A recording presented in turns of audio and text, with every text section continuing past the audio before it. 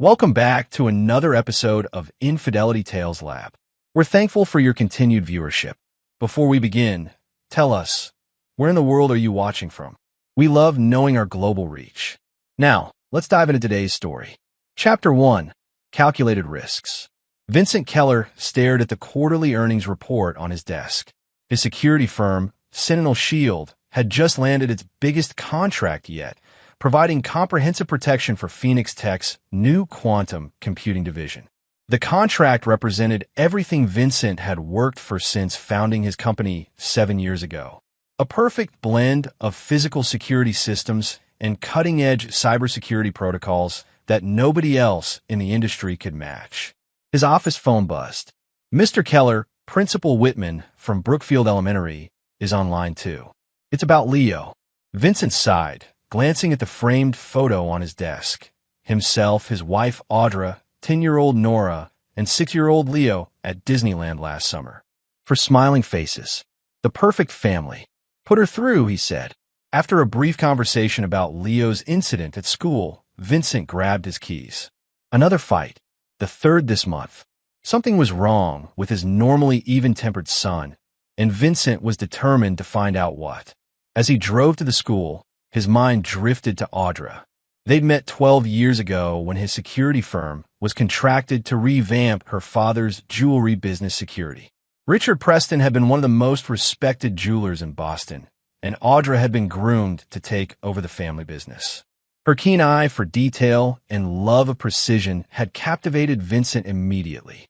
She was his perfect match, intelligent, driven, and captivating. The school principal was waiting with Leo in her office. The boy's eyes were red, his small fists clenched in his lap. Leo got into an altercation with another student today, Principal Whitman explained. He refuses to tell us why. Vincent knelt before his son. What happened, buddy? Leo's eyes welled with tears. Tommy said Mom has a boyfriend. He said his mom saw them at the Harbor View Hotel. Vincent felt his blood run cold, but his face remained impassive. Years of military training and security work had taught him to control his reactions. We'll talk about this at home, he said calmly, taking Leo's hand. During the drive home, Vincent's mind raced through the past few months. Audra's late nights at the jewelry store, her increased business trips, the password-protected second phone he'd glimpsed in her purse, the sudden disinterest in their intimacy. At home, Vincent sat with Leo in the backyard treehouse, their special place for father-son talks. Tommy's just making up stories, Vincent assured him. Sometimes people say mean things that aren't true. But later that night, after the children were in bed, Vincent accessed his home security system. He'd installed it himself, state-of-the-art cameras, motion sensors, and data logging that tracked comings and goings. He pulled up the logs from the past 3 months. The pattern was unmistakable. Audra's late nights at the store aligned perfectly with the jewelry shop's closing time. She left the store, but didn't come home for hours afterward. Vincent felt his chest tighten as he cross-referenced the dates with her location data from their family phone plan. The Harbor View Hotel appeared multiple times. Vincent closed his laptop, his face expressionless. He wouldn't confront her yet. First, he needed to know everything: who, what, when, and why. He needed to understand the full scope of the betrayal before deciding his next move. Because Vincent Keller never made a move without calculating all the risks. Chapter 2. The Gathering Storm. Vincent maintained his routine over the next 2 weeks, giving no indication that anything was amiss. He kissed Audra goodbye each morning, attended Nora's soccer games, helped Leo with his math homework, and continued growing his security empire. Behind this facade of normalcy, Vincent methodically gathered evidence. He installed a custom tracking app on Audra's primary phone, deployed specialized software to recover deleted texts, and set up discreet surveillance. The man in question was Brennan Walsh, a high-end real estate developer who specialized in luxury properties. He had met Audra 6 months ago when he commissioned a custom line of jewelry for his most exclusive clients. Tall, polished, with an easy charm that opened doors throughout Boston's elite circles, Brennan represented old money and the social connections Audra had always coveted. Through carefully placed cameras, Vincent captured footage of Audra and Brennan together. Their rendezvous had evolved into a regular Thursday pattern at the Harbor View, followed by Sunday afternoon meetings at Brennan's waterfront penthouse. Vincent also discovered that Brennan had a history of affairs with married women. 3 previous relationships followed the same pattern, intense affairs lasting about a year, ending when the women divorced their husbands. None of those women ended up with Brennan long-term.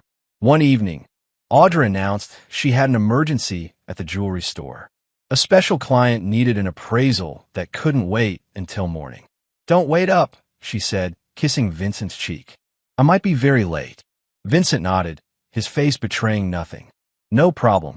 I need to finalize the Phoenix Tech protocols anyway." As soon as her car disappeared down the driveway, Vincent opened his laptop and activated the GPS tracker. He watched the blinking dot of Audra's phone as it traveled not to the jewelry store downtown, but toward the harbor. The dot stopped at Brennan's luxury condominium building. Vincent took a deep breath, closed the laptop, and walked upstairs to check on the children. Nora was reading in bed, her blonde hair, so like her mother's, spread across her pillow. "Daddy," she said, looking up from her book, "when is Mom coming home?" "Late tonight, sweetheart. She has to help a special customer." Nora frowned. "She's always helping special customers now." Vincent felt a stab of anger, but kept his voice gentle. "That's part of running a successful business. Just like I sometimes have to work late, too." Next, he checked on Leo, who was already asleep, clutching his favorite dinosaur toy. Vincent stood in the doorway, watching his son's peaceful breathing, and made a silent vow. Whatever happened next, he would protect his children from the fallout. The next day, Vincent contracted a private investigator to dig deeper into Brennan Walsh's background. The PI discovered that beneath Brennan's polished exterior lurked a web of questionable business practices. His real estate developments were funded by a maze of shell companies, and several of his projects had faced lawsuits over safety violations and permit irregularities. More interestingly, Brennan had recently begun pressuring Audra to incorporate her family's jewelry business into his portfolio of luxury brands. He'd introduced her to wealthy investors who could help expand Preston Jewelers beyond its current scale. Vincent understood now. This wasn't just about a physical affair. Brennan was systematically working to pull Audra away from her old life, including her husband and family. The affair was just one part of a larger strategy to acquire both Audra and her family's prestigious jewelry business. That night, Vincent lay awake beside his sleeping wife, studying her face in the dim light filtering through the curtains. 10 years of marriage, 2 children, countless shared dreams. All of it built on what he had believed was an unbreakable foundation of trust and loyalty. His military training had taught him that the most dangerous enemies were those who appeared as allies. Audra had become the enemy within his own home, and Brennan Walsh was the external threat. Both needed to be neutralized, but Vincent wouldn't rush. The perfect operation required patience, precision, and proper intelligence. He would wait, watch, and prepare. The storm was gathering, but only Vincent knew when and where it would break. Chapter 3: Shattered Glass. 3 months of surveillance had provided Vincent with everything he needed. He had compiled a comprehensive file on the affair: dates, times, locations, photographs, and recordings. He also had detailed information on Brennan Walsh's business dealings, including evidence of permit bribery and tax evasion that could be devastating if revealed to the right authorities. It was time for the confrontation. Vincent chose a Sunday evening after the children had gone to bed. Audra was in their home office, working on the jewelry store's quarterly reports, or so she claimed. Vincent knew she was actually messaging Brennan about their planned getaway the following weekend. He entered the office silently, placed a thick folder on the desk in front of her, and sat down in the adjacent chair. "What's this?" Audra asked, glancing up from her laptop. "Evidence," Vincent replied calmly, "of your affair with Brennan Walsh." The color drained from Audra's face. She opened the folder with trembling fingers, then quickly closed it after seeing the first photograph, she and Brennan embracing in the elevator of his condominium. "How long have you known?" she whispered. "Long enough. The real question is how long you thought you could keep it hidden." Audra's initial shock quickly transformed into defensive anger. You were never really present, Vincent. Always working, always obsessed with your security systems and corporate clients. Brennan makes me feel alive, appreciated. Vincent's expression remained neutral. And I'm sure he appreciates your family's jewelry business connections as much as he appreciates you. That's not fair, Audra snapped. Brennan sees potential in me that you never did. He wants to help me expand the business globally. After he helps you destroy our family? Vincent's voice remained eerily calm. Did you plan to take the children when you left? Tears welled in Audra's eyes. I never wanted to hurt the children, but you were willing to hurt me. You don't need me, Vincent. You never have. Your work, your systems, your controlled, calculated life, that's your real passion. Vincent leaned forward. You're right about one thing. I am calculating, and I've calculated exactly what this divorce will cost you. He pulled out another document, a prenuptial agreement they had signed before their marriage. Vincent had insisted on it to protect his fledgling security business, but it worked both ways. It clearly stated that infidelity would result in the unfaithful party forfeiting any claim to the other's business assets. You'll get nothing from Sentinel Shield, Vincent stated flatly, and I'll fight for full custody of the children. Audra's tears flowed freely now. You wouldn't separate me from Nora and Leo. They need their mother. Do they need a mother who lies? Who sneaks around with another man while their father works to provide for the family? Vincent's control slipped for just a moment, revealing the rage beneath. You made a choice, Audra. Now you'll live with the consequences. The divorce proceedings were swift but brutal. Audra fought for joint custody, which Vincent ultimately agreed to, not out of mercy, but strategy. The children would spend weekdays with him and weekends with Audra. This arrangement gave Vincent the time he needed to implement the next phase of his plan while maintaining a relationship with his children. 2 months after the divorce was finalized, Audra moved in with Brennan Walsh. She sold her share of the family jewelry business to her younger brother, using the money to invest in Brennan's latest development project, a luxury residence called the Lighthouse. Vincent focused on his children and his business. He expanded Sentinel Shield's operations, securing government contracts that doubled the company's value. To the outside world, he appeared to be thriving despite the divorce. Nora struggled with the new family arrangement, becoming withdrawn and resentful toward her mother. Leo, however, adapted more easily, though he still didn't fully understand why his parents couldn't live together anymore. 6 months after the divorce, Vincent received a gilt-edged envelope in the mail. Inside was an invitation to Audra and Brennan's wedding, scheduled for the following month at the Lighthouse, Brennan's crowning achievement and a symbol of their new life together.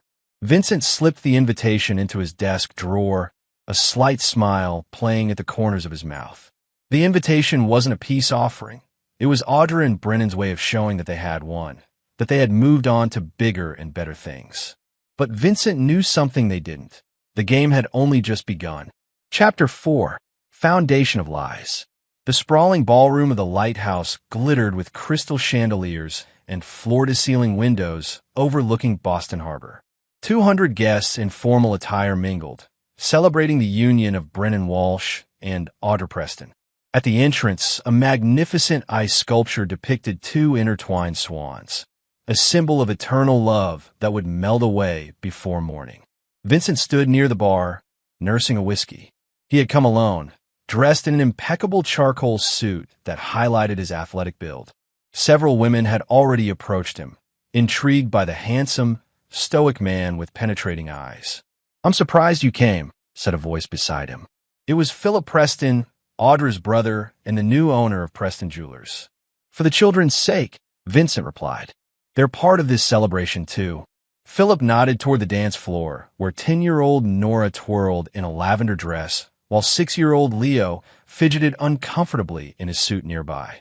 They seemed to be handling it well. Vincent merely nodded, his eyes tracking Brennan Walsh as he worked the room, shaking hands and accepting congratulations. The real estate developer had spared no expense for this wedding, transforming the top floor of the Lighthouse into a showcase of wealth and influence.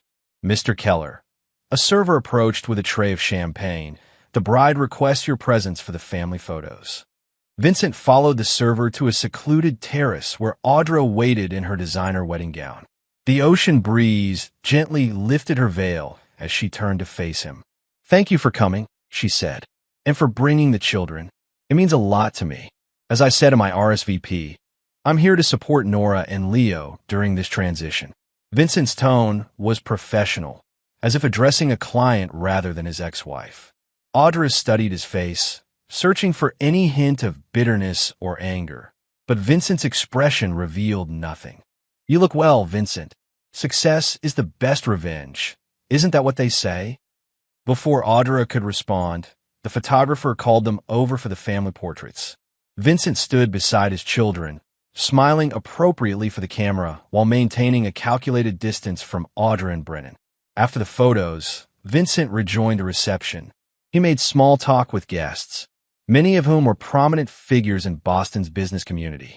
To everyone who asked, he expressed nothing but well wishes for the newlyweds. Meanwhile, Leo had grown increasingly restless. Vincent watched as his son wandered between tables, eventually slipping away from the reception area toward the service corridors. Concerned, Vincent followed. He found Leo in an empty hallway, staring intently at something on a sleek smartphone, a device Vincent didn't recognize. "Leo, what are you doing back here? And whose phone is that?" Leo jumped, startled by his father's voice. "Dad, we need to leave. Now." The urgency in his son's voice was unmistakable. Vincent knelt beside him, smiling gently. "Why?" Leo glanced nervously over his shoulder before holding out the phone. "Look at this." The screen showed a video of Brennan Walsh in what appeared to be his office at the lighthouse. He was arguing heatedly with a man Vincent recognized as Oscar Delgado, a city building inspector. Money changed hands, followed by building permits being signed. Vincent froze, his mind racing. This was blatant bribery, recorded in high definition. And somehow, impossibly, his 6-year-old son had this evidence in his hands. "Leo, where did you get this phone?" "It was under the chair in Mr. Walsh's dressing room. I was playing hide-and-seek with cousin Timmy and found it." Leo's eyes were wide. "Dad, is Mr. Walsh a bad guy?"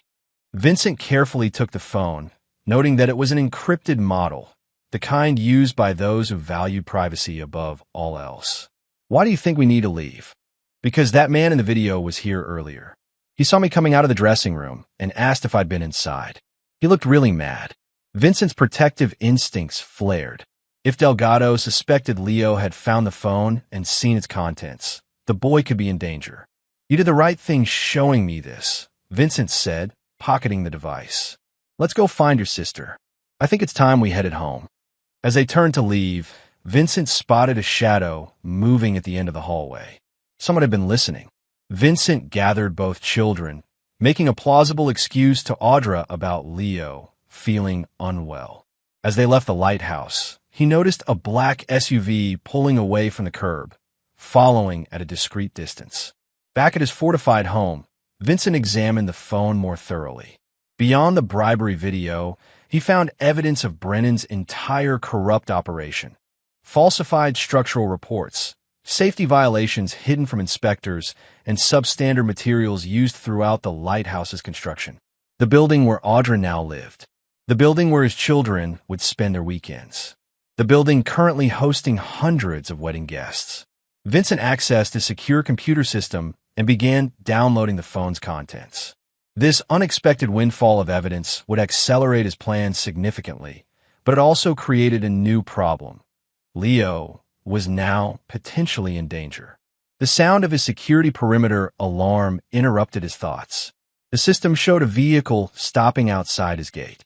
Vincent switched to the external cameras and saw the same black SUV from earlier. 2 men approached the gate, but retreated when the automated security warning activated. Vincent made 2 calls that night. The first was to his most trusted employee, Barrett Reese, a former Delta Force operator who now served as Sentinel Shield's head of operations. "I need a security detail for my children, starting immediately," Vincent instructed. "And prepare the safe house in New Hampshire. We may need it." The second call was to a data security specialist who owed Vincent a favor. "I need a complete background sweep on Oscar Delgado, building inspector for the Boston metropolitan area. Everything: financial records, communications, associations. Priority status. As Vincent hung up, he gazed at the sleeping forms of his children. The stakes had just been raised significantly. What had begun as a personal vendetta against Audra and Brennan was now potentially life-threatening for his family. Vincent had planned to dismantle Brennan Walsh's life piece by piece over the course of months. Now, that timeline would need to be accelerated, because Vincent Keller protected what was his, and anyone who threatened his children would learn just how dangerous he could be. Chapter 5. Structural Weakness. The morning after the wedding, Vincent implemented enhanced security protocols for his family. Barrett Reese assigned 2 experienced operatives to guard the children at all times, former military personnel with specific training in child protection. Their presence was explained to Nora and Leo as special friends who would be helping the family for a while. Vincent also activated his network of informants within Boston's construction industry. Within hours, he had confirmation of what the phone evidence suggested. The lighthouse, Brennan Walsh's crowning achievement, was fundamentally unsound. Corners had been cut throughout the construction process. Load-bearing supports were inadequate. Electrical systems failed to meet code requirements. Fire suppression systems were substandard. Walsh had bribed multiple inspectors to overlook these deficiencies, all to save money and accelerate the project's completion. Worst of all, the building was already showing signs of structural stress. Hairline cracks had appeared in several support columns. The building wasn't in immediate danger of collapse, but it was far from the luxury haven its residents believed they'd purchased. Vincent faced a moral dilemma. Exposing these flaws would protect innocent residents, including his children during their weekend visits, but would delay his meticulously planned revenge. After careful consideration, he chose a third option: anonymous notification to state-level inspectors who couldn't be bought by Walsh, timed to coincide with the next phase of his plan. 3 days after the wedding, Vincent received a call from Audra. "Someone broke into our penthouse while we were on our honeymoon," she said, her voice tight with anxiety. "They didn't take anything, but they went through our files in Brennan's home office." "Have you filed a police report?" Vincent asked, his tone neutral despite knowing exactly who had orchestrated the break-in. "Brennan doesn't want the police involved. He says it might have been industrial espionage related to his next development project." Vincent paused deliberately. "If you're concerned about the children's safety during their visits, they can stay with me until this is resolved." "No," Audra replied quickly. "Brennan's hired additional security. The children will be safe here." After hanging up, Vincent contacted his operative inside the lighthouse's security team. "What's Walsh's status?" "Panicking," came the reply. "He can't find his private phone and suspects corporate sabotage. He's hired a digital forensics team to sweep for surveillance devices." "And Delgado?" "He's gone underground. Cleaned out his bank accounts yesterday and hasn't reported to work." Vincent nodded, though the operative couldn't see him. Oscar Delgado's sudden disappearance suggested the inspector feared exposure, exactly as planned. That evening, Vincent received a secure video call from his data specialist. "You need to see this," she said, transmitting encrypted files to Vincent's system. The information revealed that Brennan Walsh's financial empire was leveraged to the breaking point. The lighthouse had gone dramatically over budget due to rushed construction timelines. Walsh had taken enormous loans, using other properties as collateral. If the lighthouse failed, either commercially or structurally, his entire business would collapse. Even more damning, Vincent discovered that Audra had remortgaged her share of Preston Jewelers to invest in Walsh's venture. Her brother Philip knew nothing about this secondary loan against the family business. Vincent spent the night mapping out connections and vulnerabilities. By morning, he had identified the perfect structural weakness in Walsh's life. Not in his buildings, but in his web of financial deceptions. The following day, Philip Preston received an anonymous email containing proof of Audra's unauthorized loan against the family business. Vincent watched from his car outside Preston Jewelers as Philip stormed out, visibly agitated, and drove directly to the lighthouse. Meanwhile, the state building inspector's office received an anonymous package containing select evidence from the encrypted phone, specifically focused on safety violations that endanger residents. The documentation was carefully curated to trigger an immediate inspection without revealing the full extent of Walsh's corruption. Phase 1 was complete. The foundations of Brennan Walsh's life were beginning to crack. That weekend, when the children returned from their first official visit to their mother's new home, Leo seemed withdrawn. Vincent found him sitting alone in the backyard treehouse. "Everything okay, buddy?" Vincent asked, climbing up to join his son. Leo shrugged. Mom and Mr. Walsh were fighting a lot. About money and some people called investors. Vincent kept his expression neutral. "Sometimes grown-ups worry about work problems. Mr. Walsh said some bad words about you," Leo continued. "When they didn't know I was listening. He said you were trying to ruin them." Vincent placed a hand on his son's shoulder. "What do you think about that?" Leo looked up, his young face serious. "I think Mr. Walsh is afraid of you. And I think—" He hesitated. "I think he has more bad videos on another phone. I saw him watching one and hiding it when Mom came in." Vincent's interest sharpened. "Did you see what was on it?" "Just a little bit. It looked like the same office, but different people." Leo's eyes widened suddenly. "Dad, one of Mr. Walsh's friends kept looking at me weird all weekend. Like he was mad at me. Is it because of that phone I found at the wedding?" Vincent felt a cold fury build inside him. "Possibly. But don't worry. No one's going to hurt you. Promise?" "I promise." Vincent's voice was steel. "And I always keep my promises." That night, after the children were asleep, Vincent made another call to Barrett Reese. "Change of plans," he said. "We're accelerating the timeline. I want everything in place within 48 hours. "That's aggressive," Barrett replied. "What's changed?" "They've threatened my son. Indirectly, but unmistakably." Vincent's voice was cold and precise. "I won't wait for them to become more direct." After ending the call, Vincent went to his secure room in the basement, a space built to military specifications, with soundproofed walls and equipment that would be at home in a high-level intelligence agency. He opened a hidden safe and removed a small case containing specialized equipment. For the past year, even before discovering Audra's affair, Vincent had been developing an advanced security system for high-value clients, a system that could bypass conventional protections undetected. The prototype was complete but untested in the field. Until now, Vincent had planned to dismantle Brennan Walsh's life systematically over months. But threats against his child had changed the equation. Now, Walsh would experience the full force of Vincent Keller's vengeance in one devastating assault. Because Vincent had long lived by a simple code: betray him, and he might consider mercy. Threaten his children, and there would be none. Chapter 6. Pressure Points. A week later, Brennan Walsh stood in his penthouse office at the lighthouse, staring at the Boston skyline through floor-to-ceiling windows. The view had once represented his triumph, the culmination of years building his real estate empire. Now it was beginning to feel like a cage.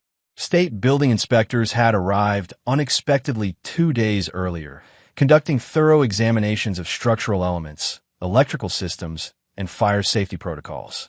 They had been coldly professional, immune to Walsh's usual charm and deflection tactics. "They've issued preliminary findings," said Audra, entering the office with a thick envelope. Her face was pale, her usual confidence visibly shaken. "It's not good, Brennan." The report detailed multiple code violations, not enough to condemn the building outright, but sufficient to require expensive remediation and potentially trigger resident lawsuits. Additionally, the inspectors had referred certain findings to the district attorney's office for further investigation. "This is a minor setback," Walsh insisted, though sweat beaded on his forehead. "I've handled government busybodies before." "Not like this," Audra countered. "These aren't local inspectors. They're from a state oversight board, beyond your network of influence." Walsh slammed his fist on the desk. "Someone's targeting me. First my private phone disappears, then Philip confronts you about the business loan. Now, these inspectors. This isn't coincidence." Audra wrapped her arms around herself. "You think it's Vincent? Who else would benefit from destroying us? Who else has the resources and motivation?" "Vincent isn't vindictive," Audra argued, though uncertainty tinged her voice. He's calculating, yes, but he wouldn't. He's a security expert with military training and government connections. Walsh interrupted. He's exactly the type who could orchestrate something like this. Their conversation was interrupted by Walsh's assistant announcing the arrival of his investors. 3 men representing the consortium that had funded the lighthouse's completion. We need to project absolute confidence, Walsh whispered urgently to Audra. Our entire future depends on keeping their trust. The meeting began cordially, but quickly descended into thinly veiled threats. The investors had received anonymous information about structural deficiencies and potential legal liabilities. They demanded immediate action to protect their investment. Perhaps we should consider bringing in an independent contractor to verify these findings, suggested the lead investor, Westmore. Someone with impeccable credentials in building security and systems integrity. I can handle this internally, Walsh insisted. Westmore's smile didn't reach his eyes. Actually, we've already identified the perfect candidate. Sentinel Shield has an outstanding reputation for thoroughness and discretion. Walsh paled visibly. That's Vincent Keller's company. Indeed, Westmore replied. Is there some reason you object to working with the industry leader? Before Walsh could respond, his personal phone rang, a number he didn't recognize. When he answered, the blood drained from his face. Mr. Walsh, said a clinical voice on the speaker, this is Dr. Landon from Boston Memorial.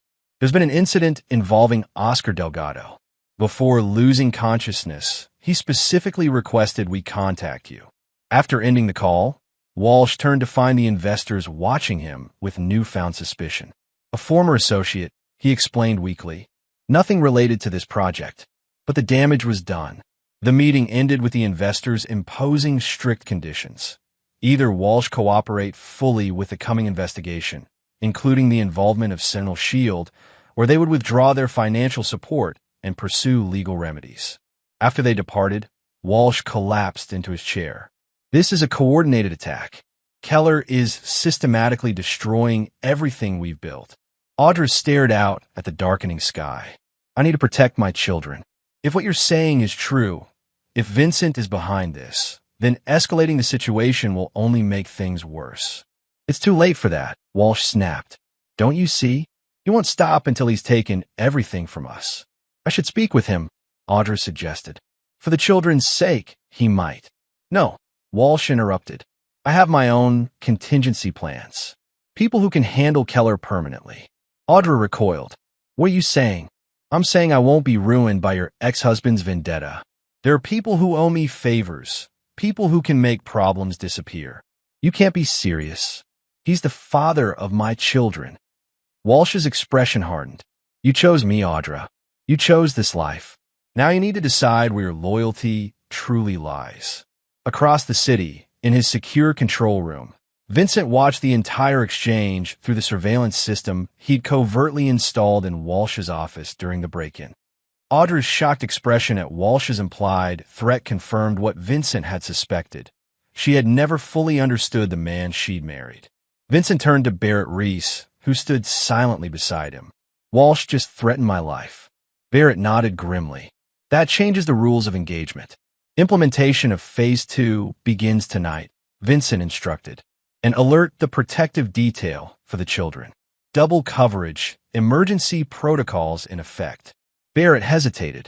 Sir, if Walsh is contacting the kind of people who make problems disappear, we should consider extracting you to a secure location as well. Vincent's smile was cold. That won't be necessary. Let him send his people. They'll find I'm not as easily eliminated as he hopes. Later that evening, Vincent received a text from Audra. We need to talk about the children. Privately, Vincent recognized the attempt at manipulation. Walsh was using Audra to lure him into a vulnerable position. The fact that she was complicit confirmed the final dissolution of any lingering respect he might have felt for her. He replied simply, all communication regarding the children should go through our lawyers. Then he activated the final sequence of his plan, a series of precisely timed information releases that would completely dismantle Brennan Walsh's life over the next 72 hours. First, The complete building inspection records would be anonymously delivered to every resident of the lighthouse, along with a detailed analysis of how these deficiencies endanger their safety.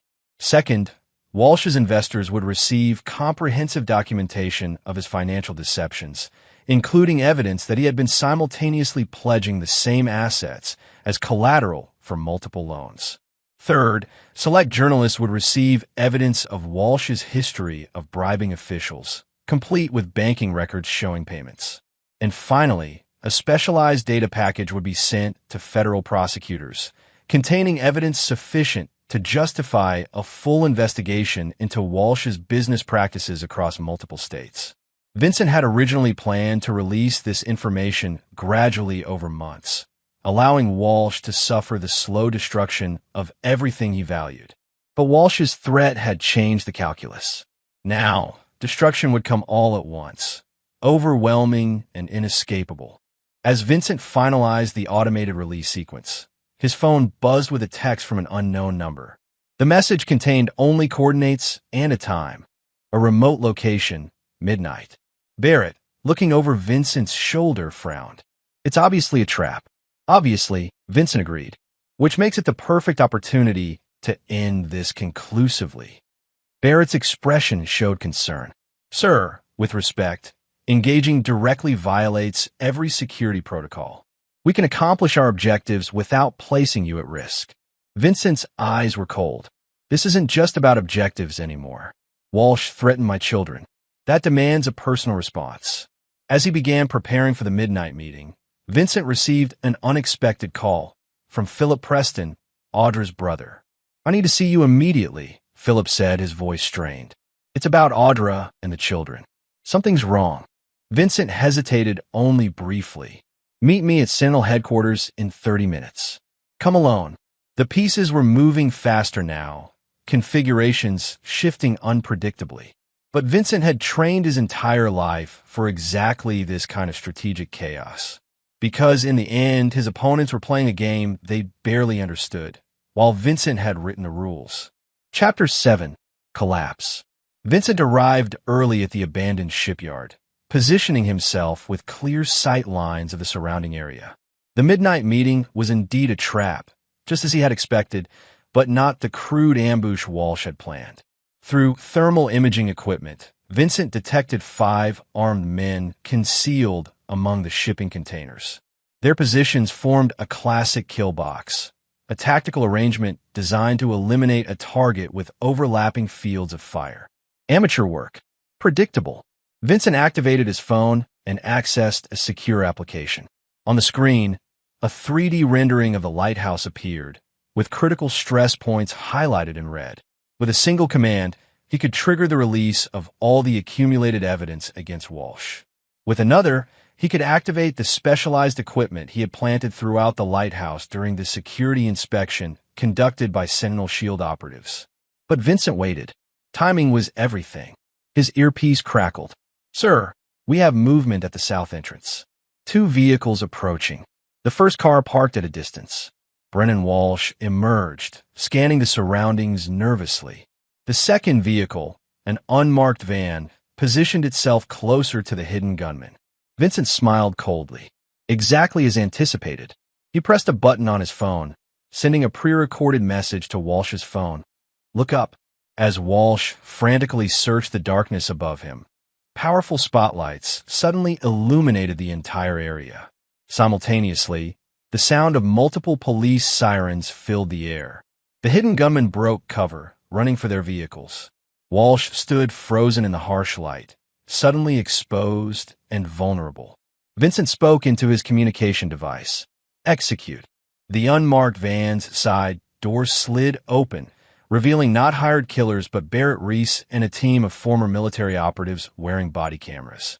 They quickly apprehended the fleeing gunmen while documenting everything. Walsh finally spotted Vincent walking calmly toward him, silhouetted against the lights. "What is this?" Walsh demanded, his voice cracking. "Where are the police?" "There are no police," Vincent replied evenly. "Just as there are no real gunmen targeting me. Your associates were intercepted and replaced hours ago." Walsh's face contorted with rage and fear. What do you want from me? I want you to understand something, Vincent said, his voice deadly quiet. You threatened my children. That was your final mistake. I never threatened your children. Walsh protested. This is insanity. Vincent held up his phone, playing the recorded conversation from Walsh's office. I have my own contingency plans. People who can handle Keller permanently. You were recording me? In my own home. Walsh's shock was genuine. The same way you recorded your bribery meetings with inspectors, Vincent countered. The phone Leo found at your wedding? It contained quite the collection of videos. Walsh paled. The boy. He's been your spy all along. Vincent's expression hardened. My son found your phone by accident. But you and your associates made him a target. Another critical error. He showed Walsh the screen of his phone, where the 3D model of the lighthouse still glowed. In approximately 10 minutes, every resident of your building will receive detailed information about its structural deficiencies. Your investors will learn about your financial deceptions. Prosecutors will receive evidence of your criminal activities. And Audra will discover exactly what kind of man she married. Walsh lunged forward desperately, but Vincent sidestepped easily, using Walsh's momentum to send him sprawling to the ground. You're finished, Walsh. Your reputation, your business, your freedom, all gone.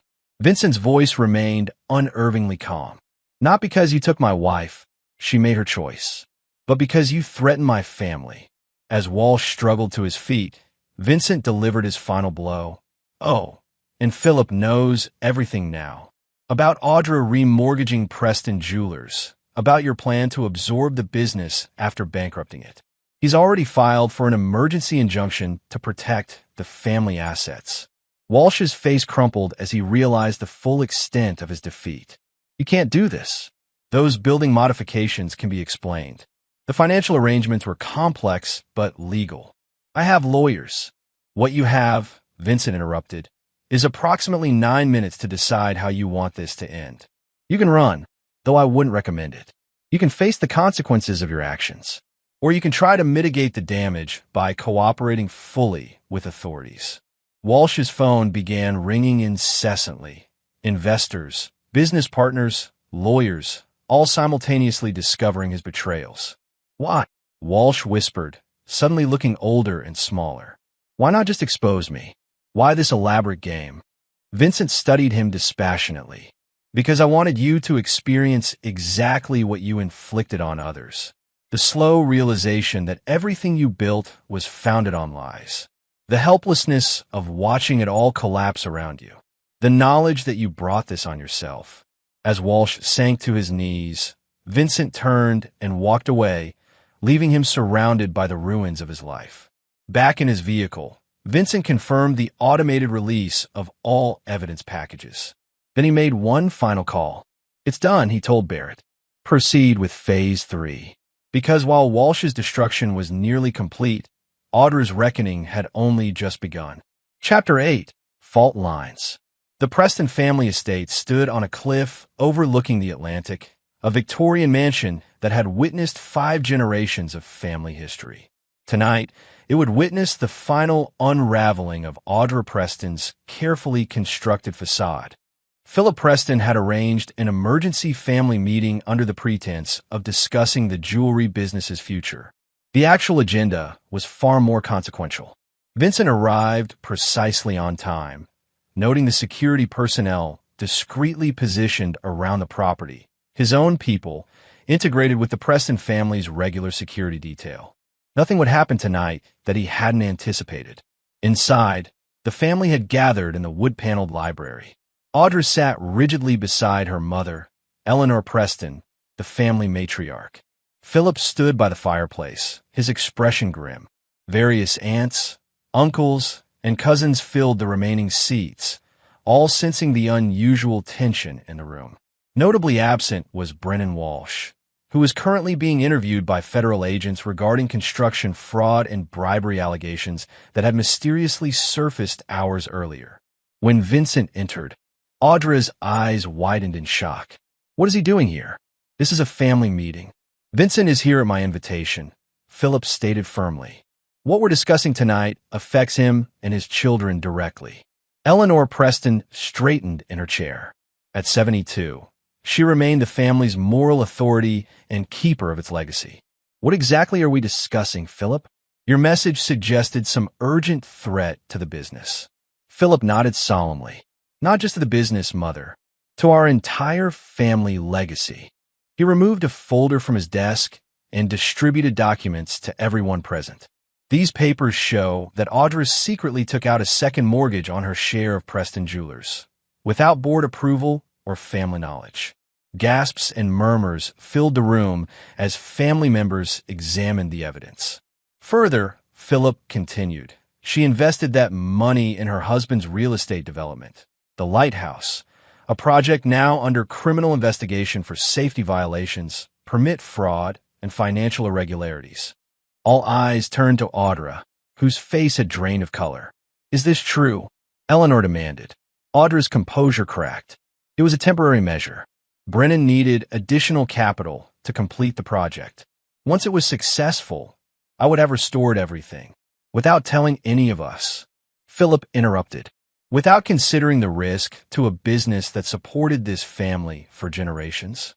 I made a business decision, Audra insisted, her voice rising. The potential returns justified the risk.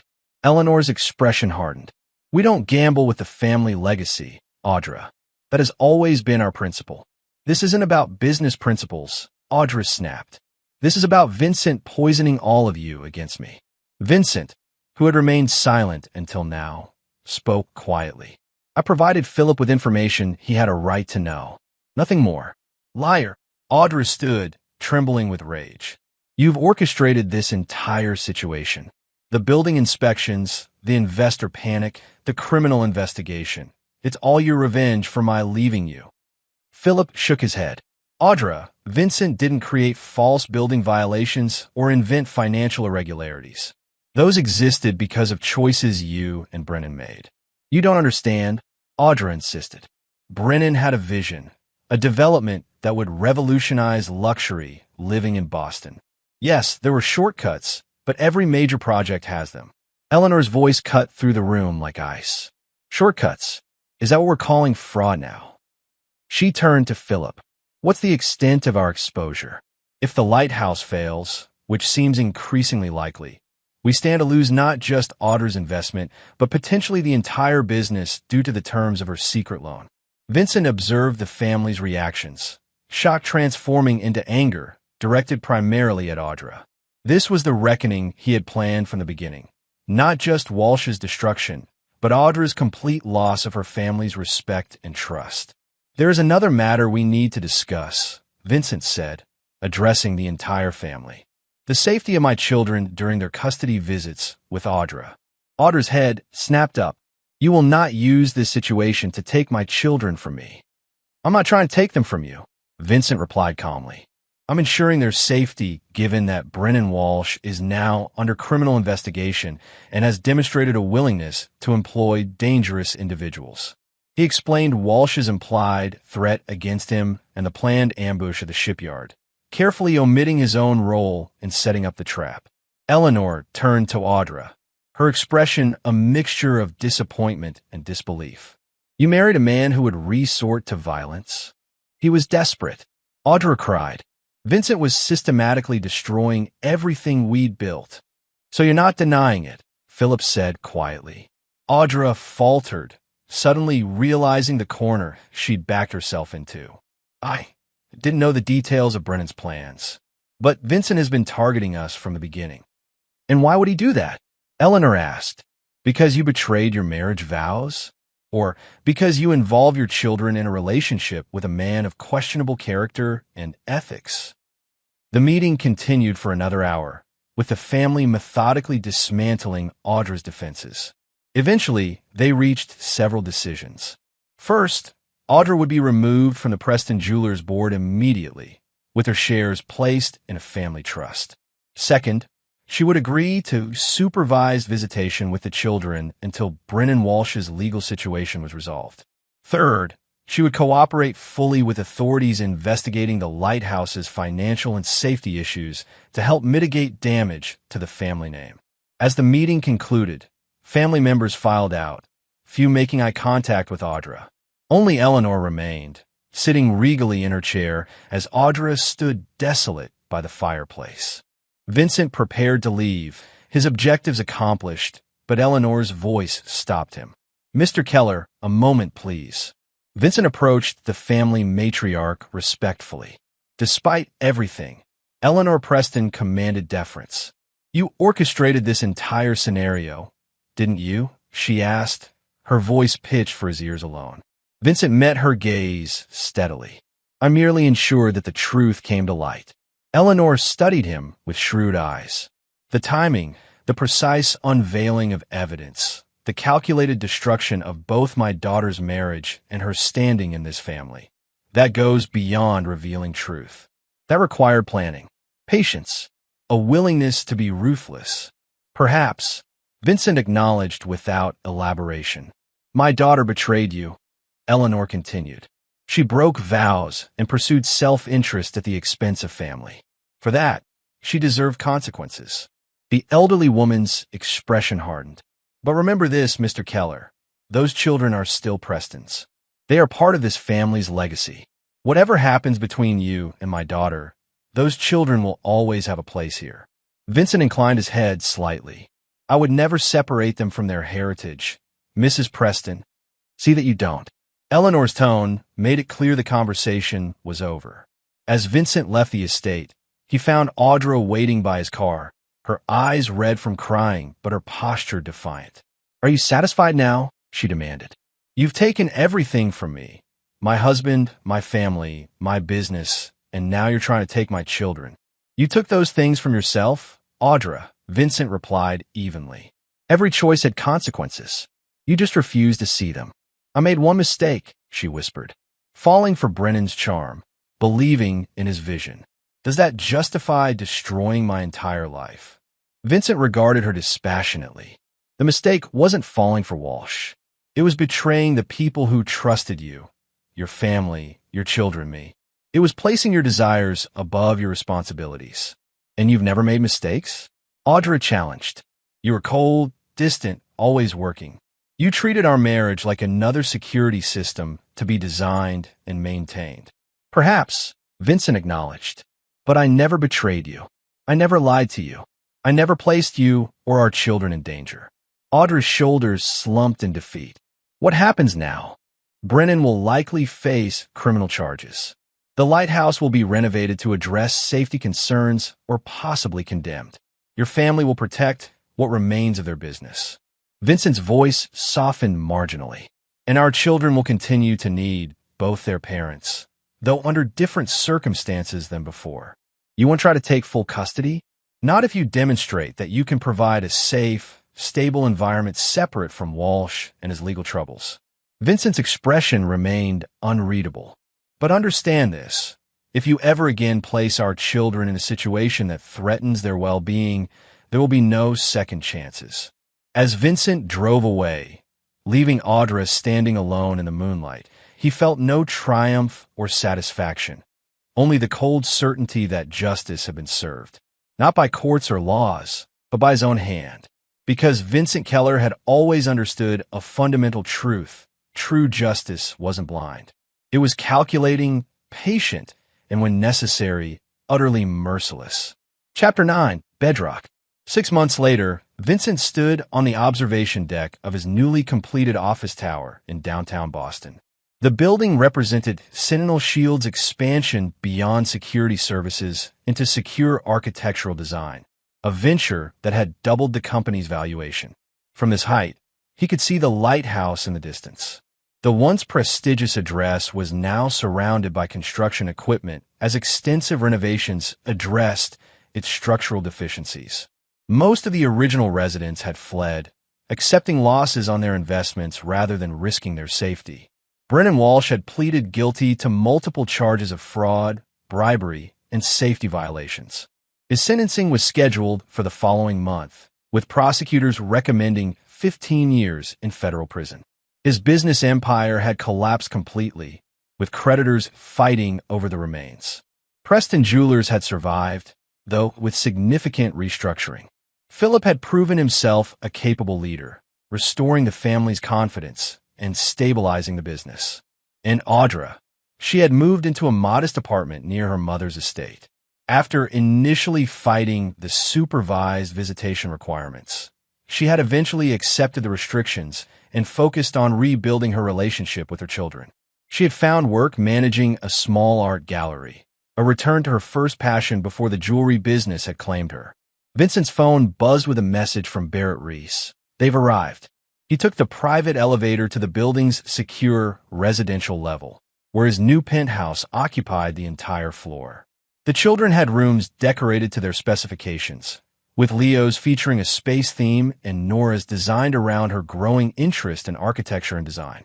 Both children rushed to greet him as he entered.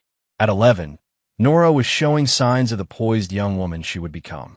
7-year-old Leo remained energetic and curious, though the events of the past year had matured him beyond his years. "Dad, can we go to the simulator room?" Leo asked excitedly, referring to the advanced training facility Vincent had built for Sentinel Shield employees and occasionally allowed the children to use under strict supervision. After dinner, Vincent promised. "Right now, we have a guest." Philip Preston sat in the living room, examining architectural drawings spread across the coffee table. He rose as Vincent entered with the children. "Uncle Philip!" Nora hugged him enthusiastically. After the children had greeted their uncle and been sent to wash up for dinner, Philip turned to Vincent with a serious expression. "The papers are finalized," he said, sliding a document folder across the table. "The family trust is established with both children as beneficiaries. Regardless of what happens with Audra's future status, Nora and Leo will have their Preston heritage secured." Vincent nodded appreciatively. Despite the complexities of the past year, he and Philip had developed a relationship built on mutual respect and concern for the children's welfare. "Eleanor asked me to convey her approval as well," Philip added. "She believes you've handled everything with appropriate restraint." Vincent's lip quirked slightly at the careful phrasing. Eleanor Preston understood exactly what he had done to Brennan Walsh and Audra. She neither condemned nor celebrated his methods, but acknowledged their effectiveness with the cool pragmatism that had preserved the Preston family through multiple generations. "There's another matter," Philip continued. "Audra has completed the court-mandated therapy program. Her counselor recommends gradually transitioning to unsupervised visitation." Vincent had anticipated this development. "I have no objection, provided she maintains appropriate boundaries regarding Walsh." Philip nodded. "She's filed for divorce. Given his incarceration and financial ruin, it should be straightforward." As they discussed practical arrangements, Vincent reflected on the journey that had brought them to this point. The revenge he had orchestrated had been complete and devastating, yet he felt no particular satisfaction in Audra's continued struggles. What mattered was that his children were safe, their future secure, and the threat Walsh had represented was permanently neutralized. Later that evening, after Philip had departed and the children were asleep, Vincent stood on his private terrace overlooking the city. Barrett Reese joined him, handing him a glass of whiskey. "To successful operations," Barrett said, raising his own glass. Vincent nodded, taking a measured sip. "Has our friend in Miami made contact?" Barrett smiled slightly. "Right on schedule. The funds were transferred to the offshore account this morning. He believes his identity remains completely secure." "Good." Vincent gazed at the city lights below. "Prepare the initial intelligence package. We move when his daughter's wedding is announced." Barrett raised an eyebrow. "Another wedding? You have a flair for symmetry, sir." Vincent didn't respond directly. The man in Miami, a corrupt shipping magnate who had once tried to sabotage an early Sentinel Shield maritime project, had no idea he was next on Vincent's carefully maintained list of individuals who had crossed him professionally. The man's future son-in-law had already been compromised, unwittingly becoming a key piece in Vincent's meticulous plan. Because while the situation with Audra and Walsh had been personal, Vincent applied the same principles to all aspects of his life. Identify vulnerabilities, develop contingencies, and when necessary, execute without hesitation or mercy. "Dad!" Leo's voice came from the doorway. He stood in pajamas, clutching his dinosaur toy. "I had a bad dream." Vincent's expression softened immediately. He set down his glass and crossed to his son, kneeling to meet his eyes. Want to talk about it? Leo nodded. I dreamed about that man, Mom's husband. He was trying to take me away. Vincent placed a reassuring hand on his son's shoulder. That can never happen, Leo. He can never hurt you or anyone in our family again. Because you stopped him? Leo asked, his young face serious. Vincent nodded. I will always protect you and Nora. That's what fathers do. As he led Leo back to bed, Vincent reflected on the fundamental truth that had guided his actions throughout the past year. Love and loyalty represented the only true currency in life. Those who honored these values earned his unwavering protection. Those who betrayed them experienced his calculated vengeance. It was a simple code, carved into the bedrock of his character, as immovable and unforgiving as the foundations upon which he had built his life. And Vincent Keller never compromised his foundations. Not for anyone. And there you have it. Another story comes to an end. What did you think? I'd love to hear your thoughts in the comments below. If you enjoy this story, consider joining our community by subscribing. It means the world to us. For more stories like this one, check out the recommended videos on screen. And I'll see you there. Welcome back to another story on Infidelity Tales Lab. Before we begin, tell us, where in the world are you watching from? Now, let's dive into today's story. Chapter 1, The Foundation. Douglas Hanson had built his life on two principles: protect those you love and never leave a job unfinished. At 42, he'd spent 15 years as a criminal psychologist for the district attorney's office before transitioning to private consulting work 3 years ago. The change gave him more time with his family, his wife Ruth, their 6-year-old son Samuel, and the quiet suburban life they'd carved out in Chester County. Doug's office sat in the converted attic of their colonial home, walls lined with case files and psychology texts. His reputation for breaking through the minds of criminals had made him invaluable during trials, his testimony often the turning point that sent predators away for decades. He'd helped convict 63 offenders, each one a monster he'd pulled apart psychologically until juries saw them for what they truly were. Ruth worked as a nurse at Chester Memorial, her steady compassion balancing Doug's analytical intensity. They'd met during a case 12 years ago when he was evaluating a suspect in the ER. She'd been the one to notice Doug hadn't eaten in 20 hours, bringing him coffee and a sandwich while he worked. 6 months later, they were married. Doug's sister Laura lived 20 minutes away in Brandywine.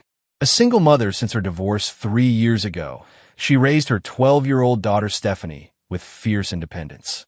Laura taught English at the local middle school, her artistic nature a stark contrast to Doug's calculated precision. Despite their differences, they'd remained close, Sunday dinners at Doug's house a sacred tradition. The consulting work had been good to Doug. He'd built a client base of law firms and police departments across 3 states, his insights helping them understand criminal behavior patterns. The money was better than his DA salary, and the flexibility meant he could coach Samuel's soccer team and actually be present for his family. But the past had a way of resurfacing. Doug kept detailed files on every case he'd worked, every criminal he'd helped convict. Some sent letters from prison, threats, pleas, rambling manifestos. He'd learned to recognize the truly dangerous ones, the individuals whose hatred burned with focused intensity rather than scattered rage. Those files stayed in a locked cabinet, a catalog of enemies who might one day come calling. 3 weeks ago, Doug had noticed something odd. A friend request on Laura's Facebook from someone claiming to be a parent at Stephanie's school. Then a similar request on Ruth's account. Both profiles seemed legitimate at first glance. Local, mutual friends, normal posting history. But Doug's instincts prickled. The photos looked slightly off, the posting patterns too regular, too calculated. He'd run the profiles through software he developed for identifying fake accounts. The results were inconclusive, but his gut told him something was wrong. He'd mentioned it to Ruth, who dismissed it as professional paranoia. Not everyone is a criminal mastermind, Doug, she'd said gently. Sometimes people are just people. He'd almost convinced himself she was right. Almost. Chapter 2. The evening begins. The call came on a Thursday evening in late September. Laura's voice carried an edge of exhaustion. Doug, I hate to ask, but I'm drowning here.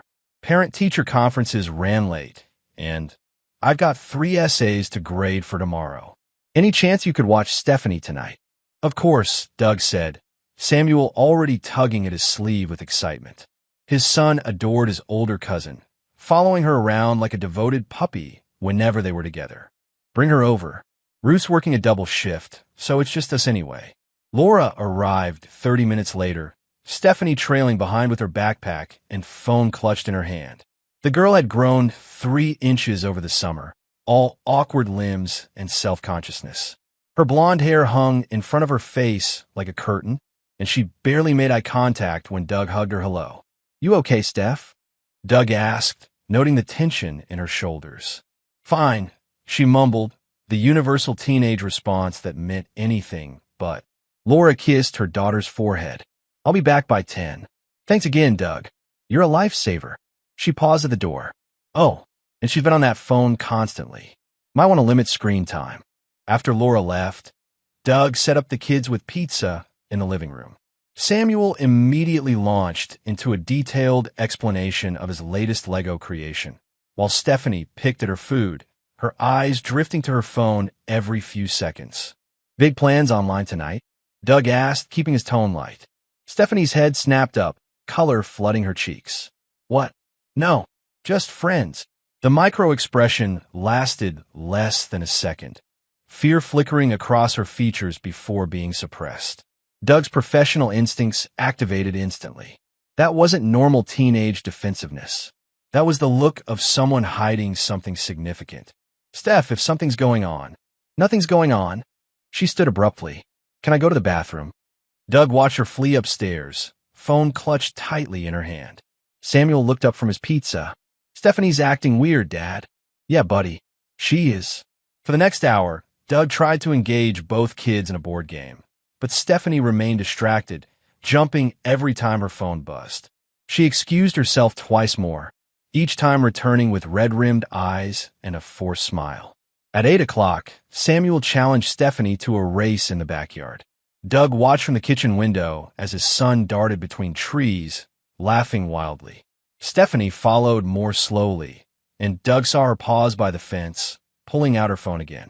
The way she held it, angled away, shoulders hunched protectively, sent alarm bells ringing in Doug's head. He'd seen that posture before, in interrogation rooms and victim interviews. That was the stance of someone protecting a dangerous secret. When they came back inside, Stephanie asked to use Doug's laptop for homework. Samuel, hyped up from running, begged his father to play video games in the den. As they set up the console, Doug's phone buzzed. Ruth, checking in from work. How's everything? Fine. But something's off with Stephanie, he texted back. Off how? Not sure yet. Call you later. Chapter 3. The Truth Revealed. The scream came from upstairs. Doug bolted from the den, taking stairs 3 at a time. Samuel sprinted behind him, small feet pounding on wood. Dad! Dad! They found Stephanie in the hallway bathroom, her phone lying face up on the sink. Samuel reached it first, his 6-year-old curiosity faster than Doug's caution. Dad, look at her phone. The moment Doug saw the screen, the world tilted. His blood turned to ice, and he couldn't breathe. The image displayed was a photograph of Stephanie, recent, taken in her bedroom based on the background. But it was the text messages that made his vision tunnel. You look beautiful in this one. Send me another like we talked about. Remember, this is our secret. Don't tell your mom or uncle. If you don't send what I asked for, everyone will see the photos you already sent. Doug's hand shook as he scrolled up, seeing weeks of messages. Grooming, manipulation, coercion. Whoever was behind this had been working on Stephanie for over a month, slowly building trust before making demands. The profile name was Mark Stevens, but Doug knew it was fake. Then he scrolled further, and his heart stopped completely. Buried in the conversation was a single line that changed everything. Your uncle took everything from me. Now I'm taking everything from him. Stephanie started crying, her thin frame shaking with sobs. The truth is, I thought he was real. He said he was 16, that he went to Brandywine High. He knew things about me, about our family. He said he liked me, that I was special. Her voice cracked. Then he started asking for pictures. And when I said no, he said he'd send the ones I already sent to everyone at school, to Mom, to you. Samuel clutched Doug's leg, not understanding, but sensing the terror in the room.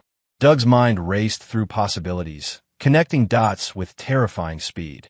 The fake Facebook profiles, the timing, the personal information this person had about their family. This wasn't random. This was targeted. This was revenge. Who did you tell? Doug asked, his voice steady despite the rage building in his chest. No one. He said if I told anyone, he'd destroy everything. He said, her voice broke completely. He said he'd hurt Samuel. He sent me a picture of Samuel at soccer practice last week. The professional mask Doug had maintained for 15 years cracked. Someone had threatened his son, had stalked his family, had victimized his niece as part of some elaborate revenge scheme. He pulled Stephanie into a hug, feeling her tears soak his shirt. Listen to me carefully. You did nothing wrong. This person is a predator, and he's going to prison. But I need you to tell me everything. Every detail you remember. Doug called Ruth immediately. She answered on the first ring, and he could hear the alarm in his own voice as he explained. Call the police. Right now. And then get home. Ruth didn't hesitate. I'm calling from a nurse's station. They'll be there in minutes. Doug sat both kids on the couch, Stephanie still crying, Samuel confused and scared. He examined the phone more carefully, his training kicking in. The messages showed sophistication, VPN usage, encrypted apps, multiple layers of anonymity. This wasn't some amateur predator. This was someone who knew what they were doing. But they'd made one mistake. In their arrogance, they'd revealed their motive. This was about Doug, about revenge, which meant it was someone from his past, someone he'd helped convict or expose. As sirens wailed in the distance, Doug began mentally cataloging every case, every enemy. The list was long, but the skill set required to pull this off narrowed it considerably. Whoever this was had resources, technical knowledge, and a deep personal grudge. 2 police cars arrived within 5 minutes, followed by Ruth's Honda screeching into the driveway. Detective Brian Atkins, someone Doug had worked with dozens of times, led the response team. Doug, Atkins said grimly, pulling on latex gloves to handle the phone. Ruth said this involves Stephanie. It involves all of us, Doug replied, his voice hard as stone. This isn't random, Brian. Someone from my past is using my niece to get to me. As Atkins examined the phone and began coordinating with the cybercrimes unit, Ruth wrapped her arms around both children. Laura arrived minutes later, having been called by Ruth, her face white with horror as she learned what had happened to her daughter. Doug stood apart, his mind already working through the puzzle. He'd spent 15 years hunting monsters. Now one was hunting him, but they'd made a critical error. They'd revealed themselves too soon, before completing whatever endgame they'd planned.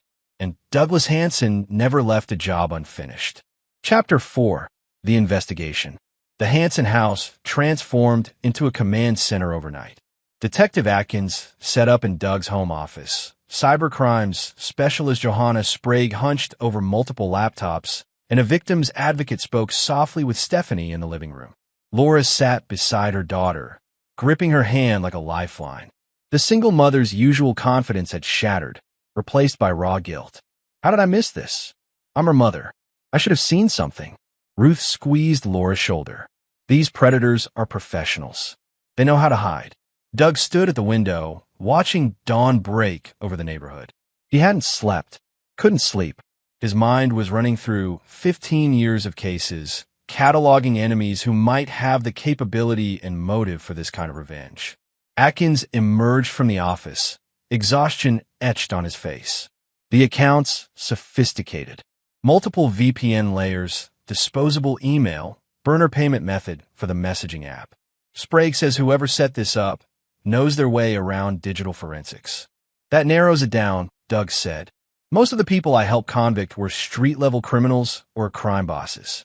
Only a handful had serious technical skills. Make a list. Atkins handed him a legal pad. Everyone who might want revenge and has the know-how to pull this off. Doug sat at the kitchen table, pen hovering over paper. The obvious suspects emerged first, Trevor Barr, a hacker he'd profiled during a cyberstalking case. Marcus Chun, a tech entrepreneur who'd used his company to run an identity theft ring. Vincent Cole, a former IT security expert turned blackmailer. But something nagged at Doug's memory. The phrasing in that message, "Your uncle took everything from me," that suggested total destruction, complete loss.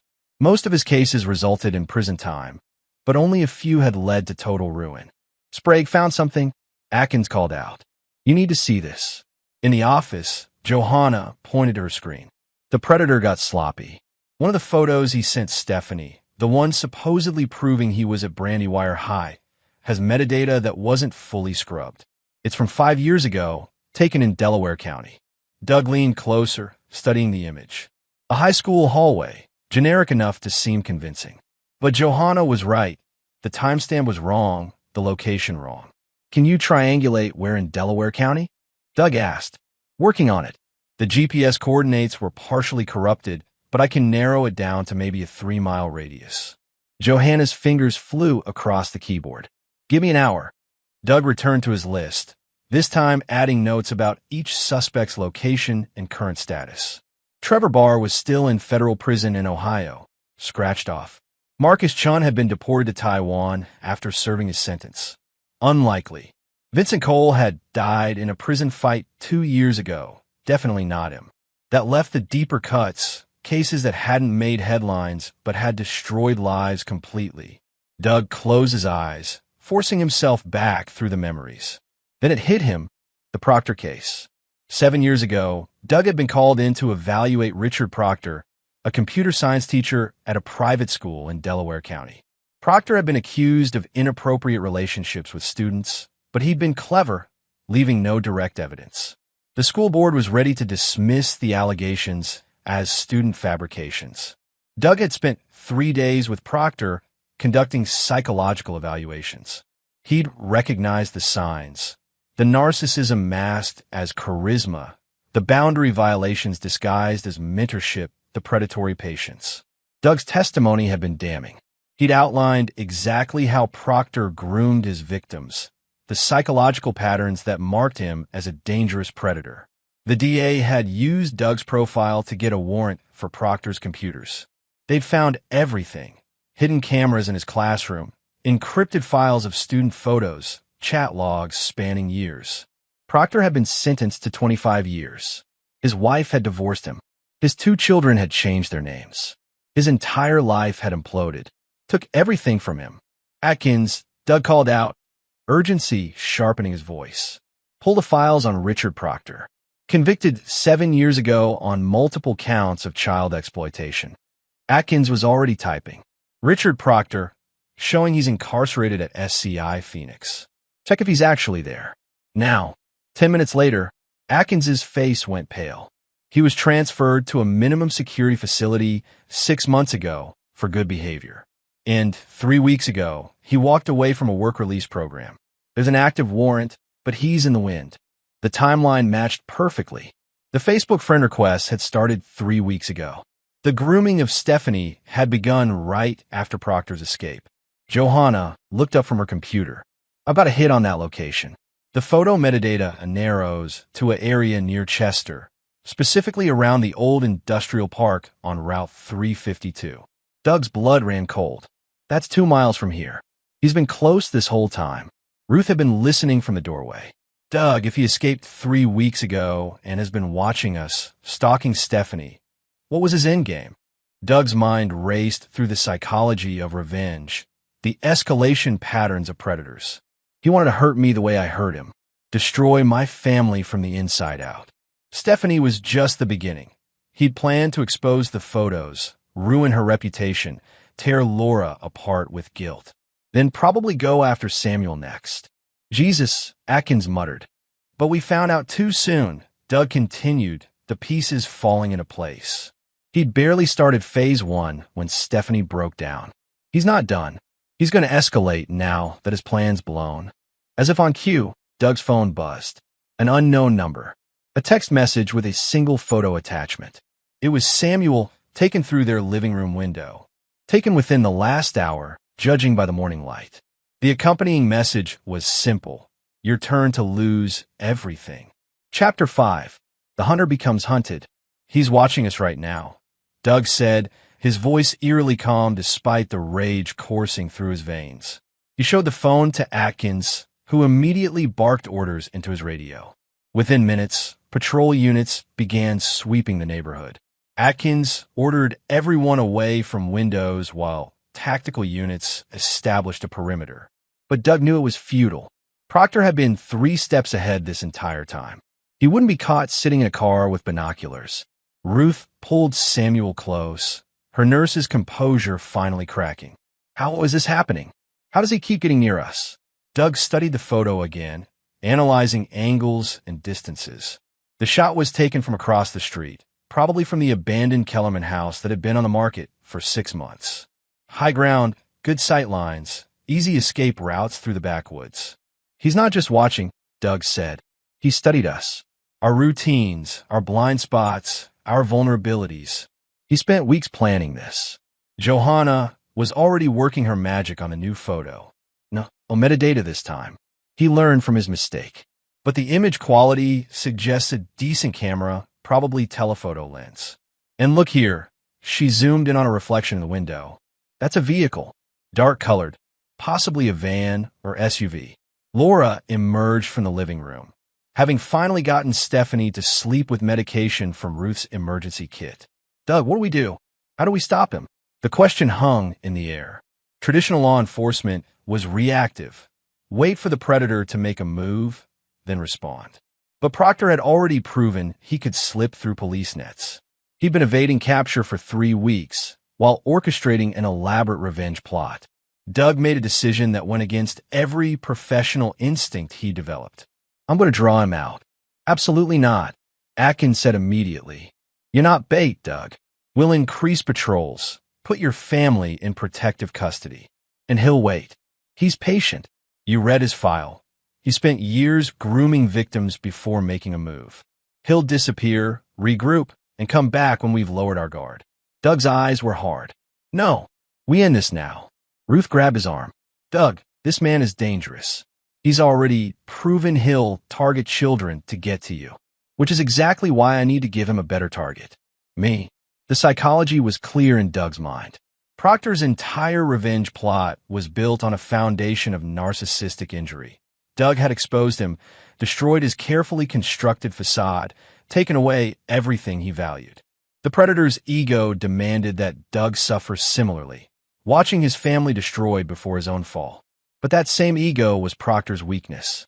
He couldn't resist the opportunity to confront Doug directly, to gloat, to prove his superiority over the man who'd unmasked him. Here's what he doesn't know, Doug continued. I've been studying him for 7 years. I wrote a 60-page psychological profile on Richard Proctor. I know how he thinks, what drives him, what he can't resist. Atkins frowned. What are you proposing? I'm proposing we feed him exactly what his ego needs. A chance to confront me, to prove he's smarter, to make me watch my world burn before finishing me off. Doug pulled out his laptop. Johanna, can you trace where that photo was sent from? It bounced through 3 cell towers. Best I can do is a general area, Eastern Chester, couple square miles. That's enough. Doug opened a map. He needs a base of operations. Somewhere isolated enough for privacy, but close enough to surveil us. And it has to tie back to his past somehow. Predators like him can't resist symbolic connections. Laura looked over his shoulder. What kind of place are we looking for? Doug's fingers traced possible locations on the map. 7 years ago, before his arrest, Proctor lived in Concord Township with his family. His wife got the house in the divorce. But he owned other property, a cabin he'd inherited from his father, somewhere he used to take students for extra tutoring. We checked his known properties. Atkins protested. All clear. Check property records under his father's name. Stanley Proctor. Johanna was already typing. Stanley Proctor, deceased 12 years ago, owned a small property on here. She turned the screen. Chester Springs, rural area off Yellow Springs Road. Property never transferred after Stanley's death, still listed under his name in tax records. Doug felt the pieces clicking into place. That's it. That's where he is. Even if you're right, Atkins said, we can't just storm in. We need to surveil, get confirmation, build a tactical plan. We don't have time. Every hour we wait, he's planning his next move against Samuel or Stephanie. Doug stood, his decision made. So we give him what he wants. I'll reach out, arrange a meeting. Make him think he's won. Ruth shook her head. This is insane. You're not trained for this kind of operation, Doug. You're a psychologist, not an action hero. I'm the man who destroyed his life, Doug countered. I'm the only person he wants to face. And I'm the only one who can get into his head deeply enough to end this. The room fell silent as everyone absorbed the plan's implications. Finally, Atkins spoke. If we do this, and I mean if it's on my terms, you wear a wire, tactical team stages nearby, and at the first sign of trouble, we breach. Clear. Doug nodded. Clear. Now here's how we make him believe he's in control. Chapter 6. Setting the Trap. Doug sat alone in his office, staring at the burner phone Atkins had provided. The plan was risky, some would say reckless, but it was the only way to end this before Proctor hurt someone else. Downstairs, tactical teams were preparing. Ruth had taken Samuel and Stephanie to Laura's house with protective detail. The fewer people in the potential blast radius, the better. Doug dialed the number that had sent the threatening photo. It rang 4 times before connecting. Dr. Hansen.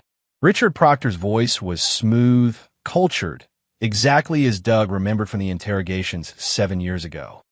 I wondered how long it would take you to figure it out. Not long enough for you to finish whatever you're planning, Richard. A low chuckle. Oh, I've finished plenty. Your niece is traumatized. Your sister is drowning in guilt. Your wife is terrified for your son. I've already taken quite a lot from you. Doug forced his voice to remain steady.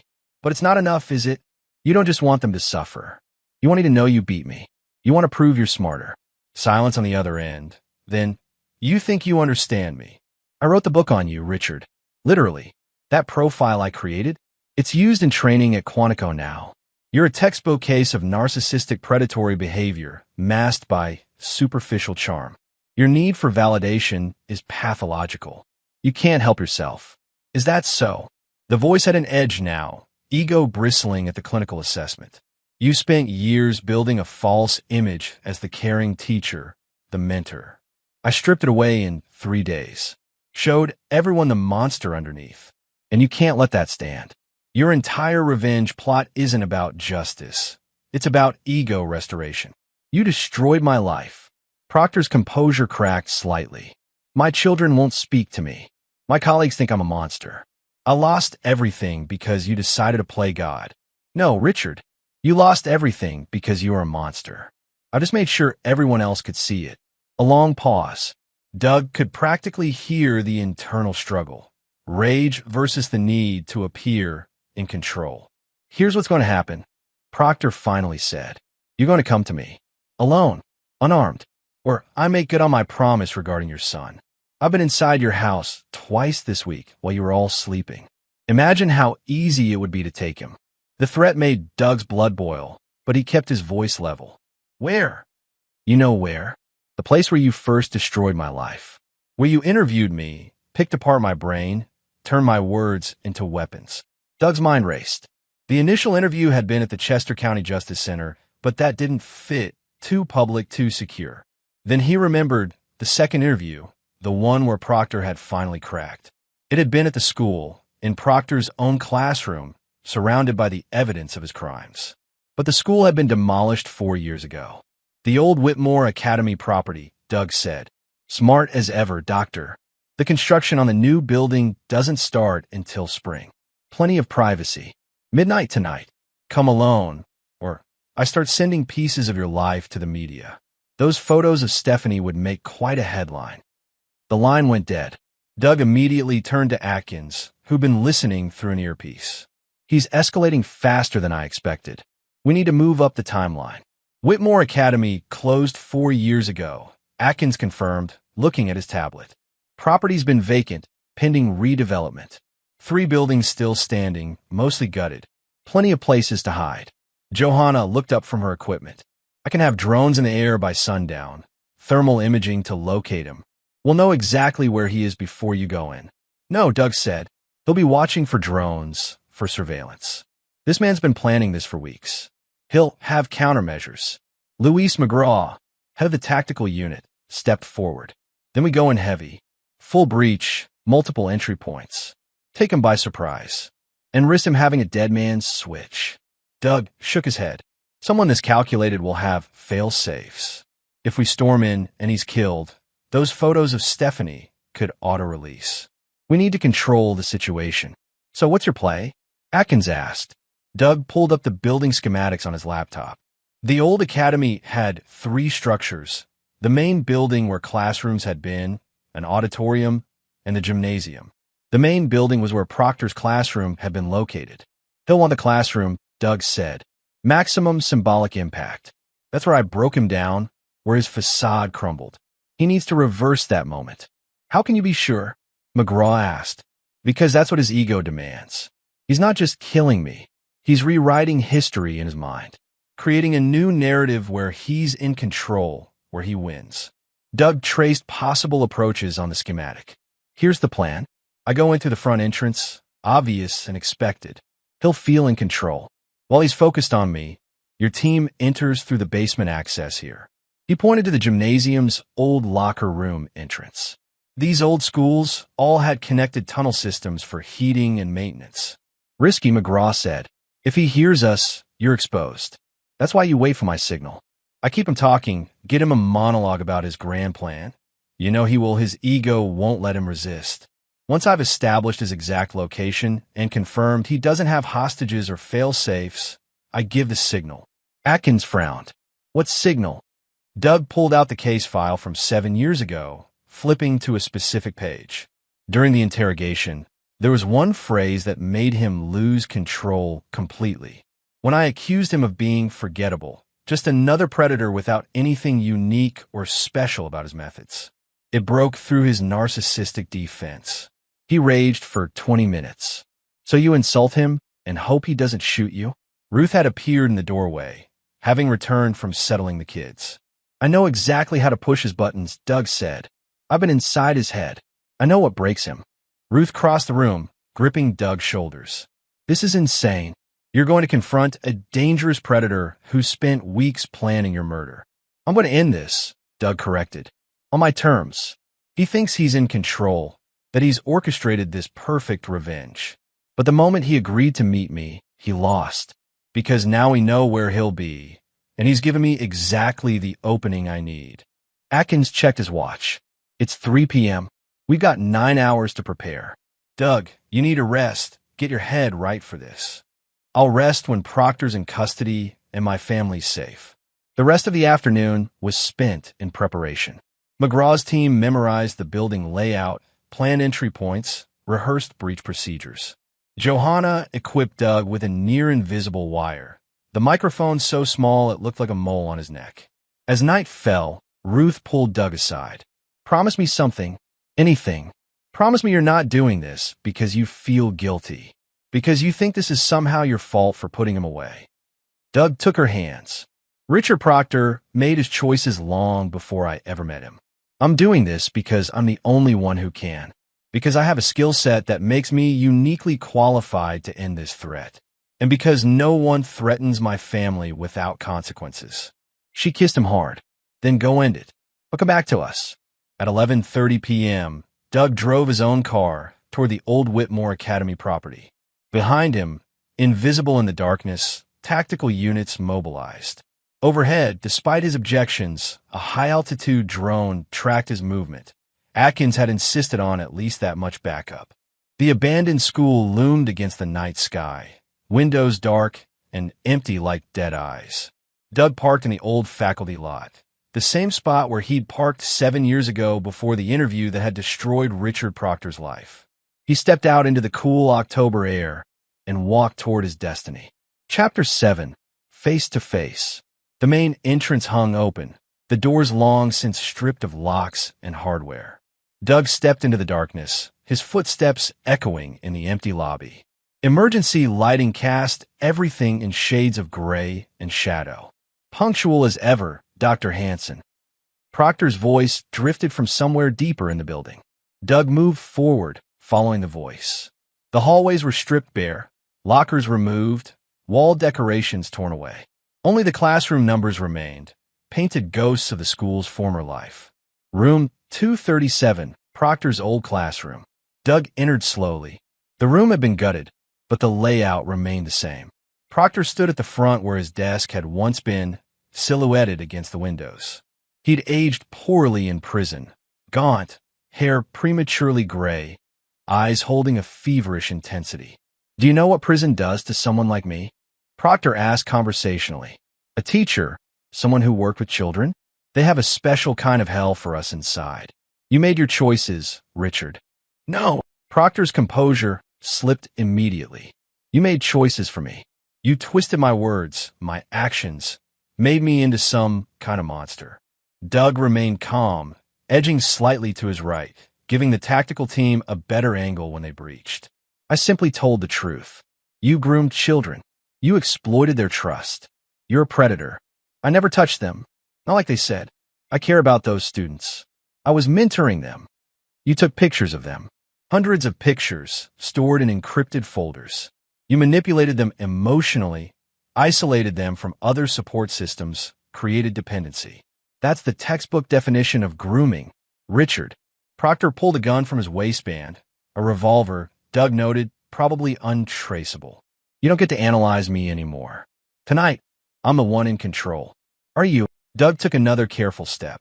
"Because from where I stand, you've spent 7 years obsessing over me. You've orchestrated this elaborate revenge plot, but all it proves is that I'm still in your head. I still control you. Shut up. You could have disappeared after escaping, started a new life somewhere. But you couldn't, could you? Your ego wouldn't allow it. You had to come back, had to prove something to me. That's the ultimate validation-seeking behavior." Proctor's hand shook, the gun wavering. "I'm going to take everything from you, just like you took everything from me. You've taken nothing. Stephanie will recover. She's strong, like her mother. My son is safe. My family is intact. All you've done is prove my original assessment correct. You're predictable, Richard. Forgettable. Just another narcissistic predator without an original thought in your head." The trigger word hit its mark. Proctor's face contorted with rage, the same expression Doug remembered from that interrogation room 7 years ago. "Forgettable? Forgettable. I've been playing you like a puppet for weeks. Have you? Or have you done exactly what I knew you'd do? Come to this specific room, in this specific building, at this specific time, because your damaged ego demanded it. I wrote your playbook, Richard. You're just following the script. I'm going to kill you." Proctor advanced, gun raised. "No, you're not. Because that's not enough for you. You don't just want me dead. You want me to acknowledge your superiority first. You want validation that you outsmarted me. That's why you haven't pulled the trigger yet." Proctor stopped, confusion flickering across his features. "You think you're so smart. I think you're broken," Doug interrupted. "I think 7 years in prison didn't rehabilitate you. It just refined your obsession. I think you're incapable of moving past this because your entire identity was built on being the respected teacher, the trusted mentor. When that image shattered, you shattered with it. Shut up. Make me, Richard. Pull the trigger. But we both know you won't. Not until you've monologued about your brilliant plan. Not until you've tried to make me understand how clever you've been. Because that's what you need." Glass exploded inward as tactical teams breached through the windows. McGraw's unit poured through the door Doug had entered. Red laser sights painted Proctor's chest. But in that moment of distraction, Proctor did the unexpected. He grabbed Doug, putting the gun to his head. "Nobody moves," Proctor screamed, backing toward the corner with Doug as a shield. "I'll kill him. I'll do it." McGraw's voice was steady. "Richard Proctor, release the hostage. There's no escape. There doesn't need to be." Proctor's breath was hot against Doug's ear. "I just need him to understand. I need him to know that I won. That I broke into his house, I got close to his family. I could have taken everything." Doug remained perfectly still, his mind calculating angles and opportunities. "But you didn't, Richard, because you couldn't. Your ego needed this confrontation more than it needed revenge. That's your fatal flaw. You always need an audience." I said, "Shut up." The gun pressed harder against Doug's temple. You wanted to be special, Doug continued, his voice eerily calm. You wanted to be remembered as the one who outsmarted Douglas Hanson. But you know what you'll actually be remembered as? A failure. A predator who couldn't even execute his revenge properly. In 50 years, you'll be a footnote in a textbook, subject displayed typical narcissistic patterns, ultimately leading to his capture. I'll be remembered for killing you. No, Richard, you'll be remembered for nothing. The psychological warfare hit its mark. Proctor's grip loosened for just a fraction of a second.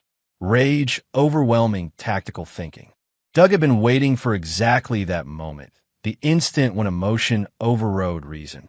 He dropped his weight suddenly, twisting away from the gun. The revolver discharged, the bullet going wide.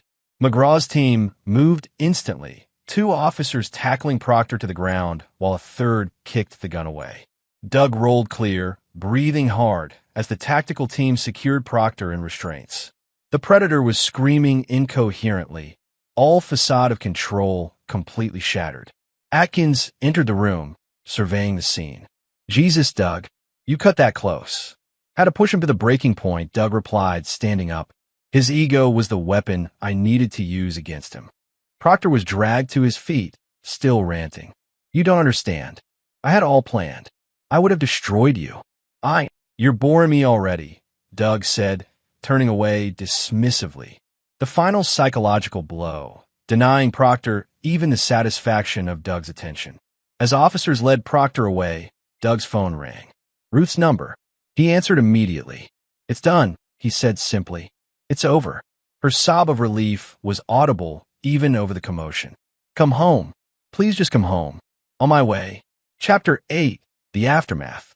The Chester County Courthouse was packed 3 months later for Richard Proctor's sentencing hearing. Doug sat in the gallery between Ruth and Laura, Stephanie having chosen to stay home. She wasn't ready to face her tormentor again, and no one blamed her. The case had been airtight. Proctor's phone contained everything. The grooming messages, surveillance photos of the Hanson family, detailed plans for escalating attacks. The Chester County DA, Doris Cook, had prosecuted with ruthless efficiency. But it was Doug's testimony that had sealed Proctor's fate. Over 2 days on the stand, he'd methodically detailed the psychological profile of the defendant, explaining to the jury exactly how Proctor's mind worked, how he'd planned each step of his revenge, and how he'd manipulated Stephanie as part of an elaborate punishment scheme. The jury had deliberated for less than 3 hours. Judge Frederick Watkins looked down at Proctor from the bench. Mr. Proctor, you've been found guilty on 14 counts including attempted murder, child exploitation, cyberstalking, terroristic threats, and escape from custody. Before I pronounce sentence, do you have anything to say?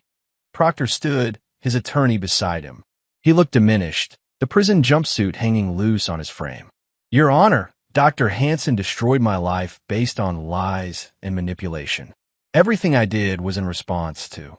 Sit down, Judge Watkins said sharply. I've read Dr. Hanson's original profile from your first conviction. I've reviewed the evidence in this case.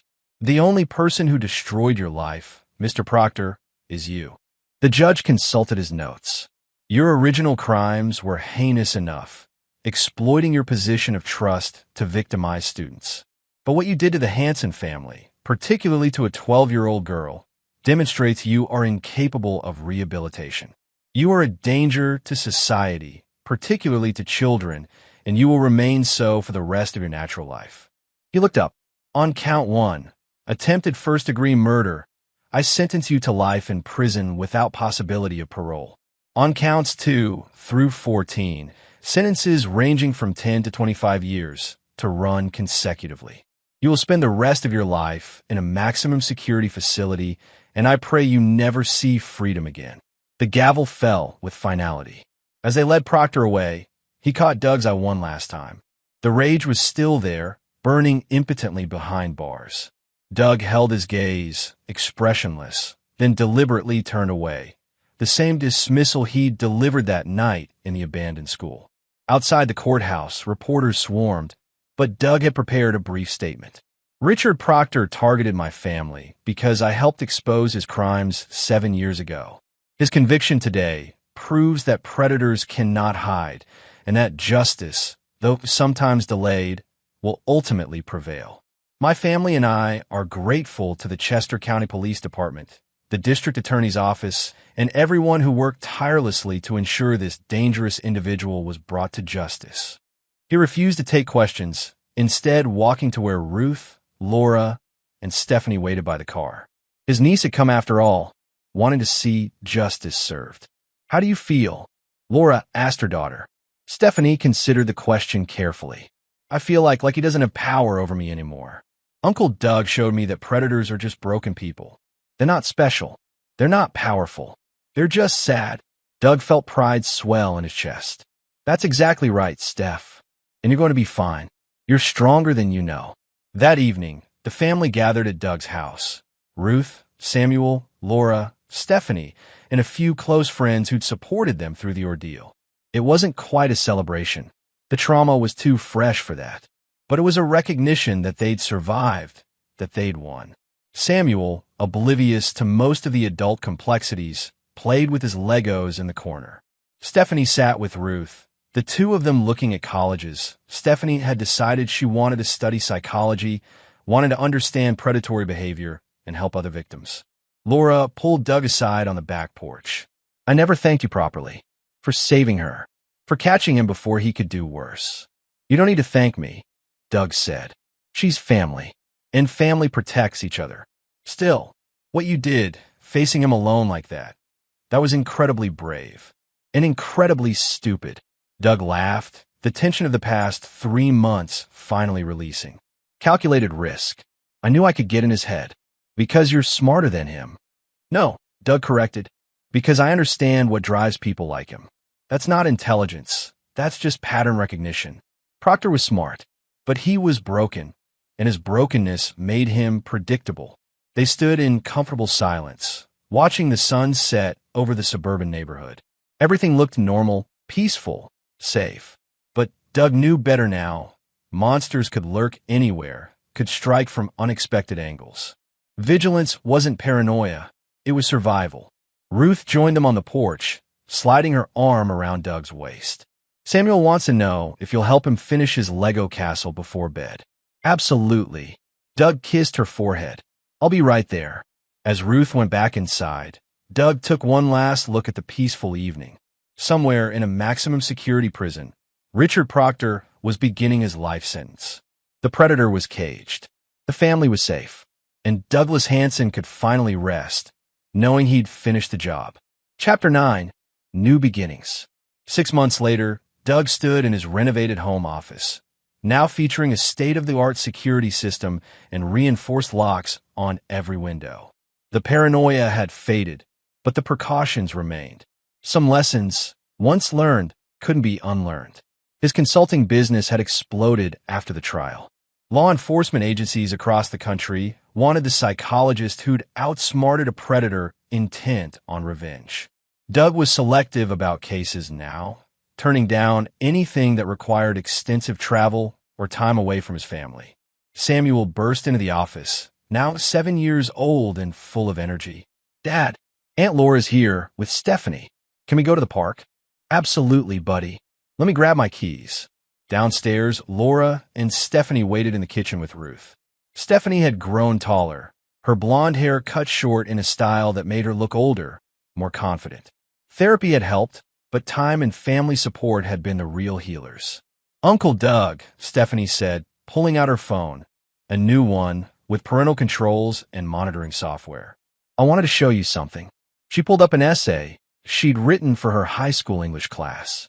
The title read, "How My Uncle Taught Me That Predators Aren't Monsters, They're Just Broken People." Doug read through it, emotions welling up. She'd written about her experience with brutal honesty, about the manipulation and fear, but also about how Doug's psychological approach had helped her understand she wasn't at fault. The essay concluded with her decision to study psychology in college, to help other victims understand their trauma. "This is incredible, Steph," Doug said, pulling her into a hug. "Ms. Martinez wants to submit it to a national competition. I told her I needed your permission since it talks about the case. You have it." I'm proud of you for turning something terrible into something meaningful. At the park, Doug pushed Samuel on the swings while Ruth and Laura caught up on a nearby bench. Stephanie sat on the grass, earbuds in, working on homework. Everything was beautifully, wonderfully normal. Doug's phone buzzed. Detective Atkins. He almost didn't answer, then thought better of it. Doug, got something I thought you want to know.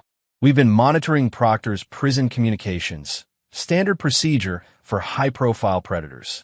He tried to reach out to 2 other inmates, both with computer skills, trying to coordinate some kind of continued harassment campaign against your family. Doug's jaw tightened, and prison officials caught it immediately.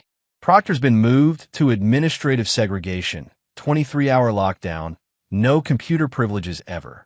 He's done, Doug. He can't hurt anyone anymore. Thanks for letting me know, Brian. There's something else. The FBI wants to consult with you on a case. Another predator using sophisticated technical methods. They specifically requested you after reading about the Proctor case. Doug watched Samuel laugh and shout from the swings, watched his wife smile at her sister, watched his niece study peacefully. He thought about the 63 predators he'd helped convict before Proctor and the countless others still out there. Tell them I'll take the case, Doug said, but it has to be on my terms. No extended travel. All consultations remote unless absolutely necessary. And my family's security is non-negotiable. I'll pass it along. You know, Doug, what you did, taking on Proctor like that, it's inspired a lot of people in law enforcement. You showed that you don't need a badge or a gun to stop these monsters. You just need to understand them better than they understand themselves. After hanging up, Doug returned to his family. Ruth caught his eye, reading his expression. Work. Potential case. FBI wants a consultation. Are you going to take it? Doug considered the question. He thought about Richard Proctor rotting in a cell, obsessing over the revenge he'd failed to achieve. He thought about the other predators out there, the ones who believed they were untouchable, who thought their intelligence or planning made them invincible. Yeah, he said finally. I am. Because this is what I do. I understand monsters so that families like ours don't have to fear them. Ruth squeezed his hand. Just promise me one thing. No more confronting escaped predators in abandoned buildings. Doug laughed. Deal.